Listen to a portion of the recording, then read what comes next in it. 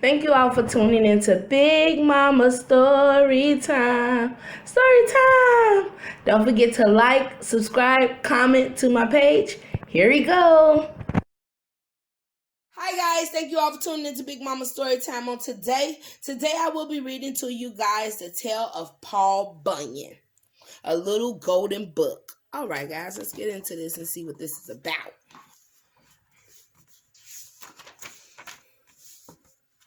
Long ago, the pine trees in Maine grew so tall their tops jabbed holes in the sky.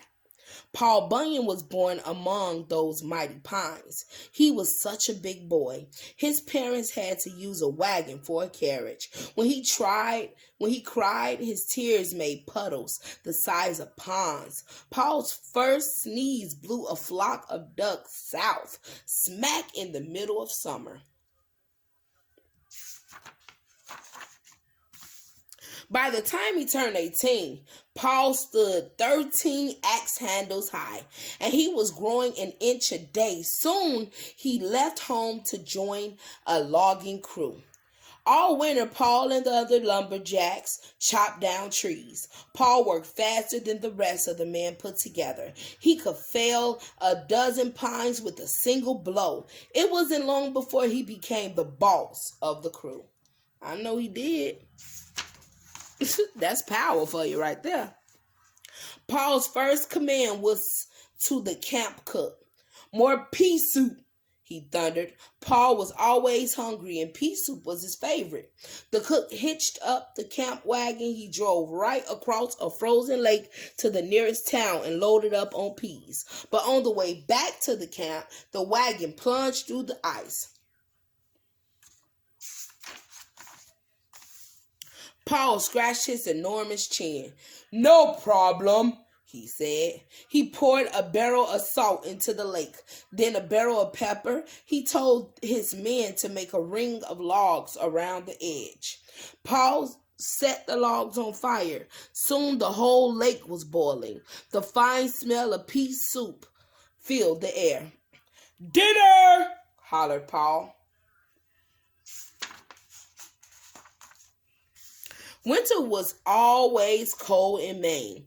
That year, it got so cold it snowed blue for 10 days straight.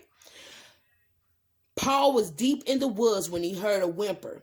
It was a baby ox shivering under a tree. The ox's white coat had turned bright blue from the snow. "Come here, little baby." And Paul, said Paul. He scooped up the ox and carried him back to camp. Paul fed the ox a bowl of pea soup. Then he put the ox to bed in the stable. That night, the ox began to grow and grow.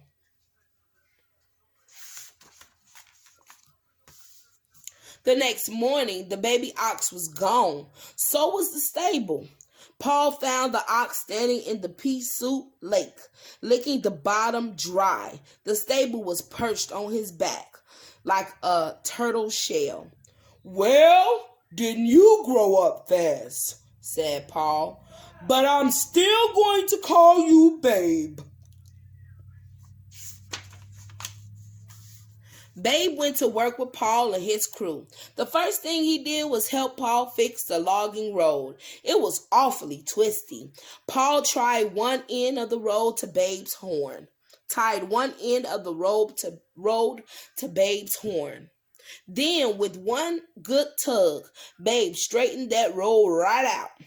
The days kept getting colder. Raccoons stole the coats off sleeping bears. Fish grew fur over their gills. And one morning, the lumberjacks' words froze solid in midair. "Hello, hello," they called, but they couldn't hear a thing.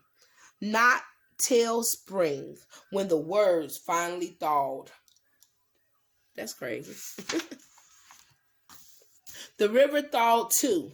Babe helped Paul's crew push the logs into the water. "Ride these logs down the river.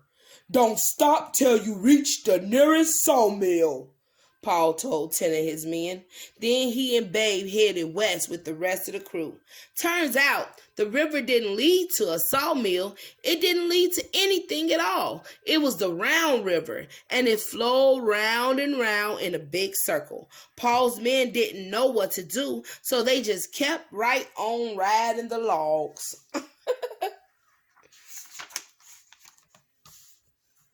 20 years later, Paul passed by the same spot.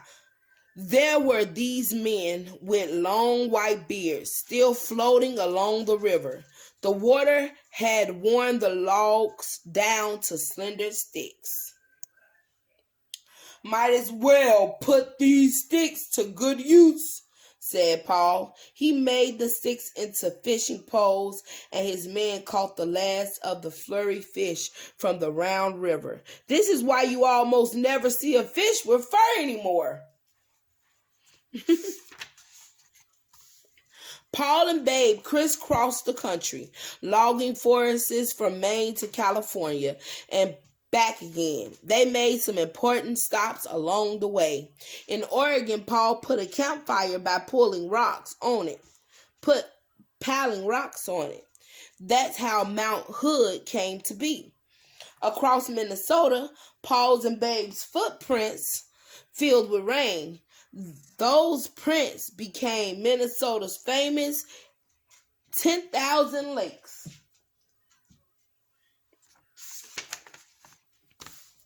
And on the way through Arizona, Paul dragged his axe along the ground and carved out the Grand Canyon. Lumberjacks came and went, but none left their mark like the great Paul Bunyan.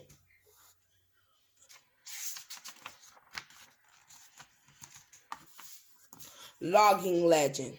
Paul Bunyan wasn't a real person. He was invented by lumberjacks who liked to tell each other wild tales. The tales got taller and taller over time, much like Paul himself. Folks in Maine swear he was created there, but other states lay claim to him, too.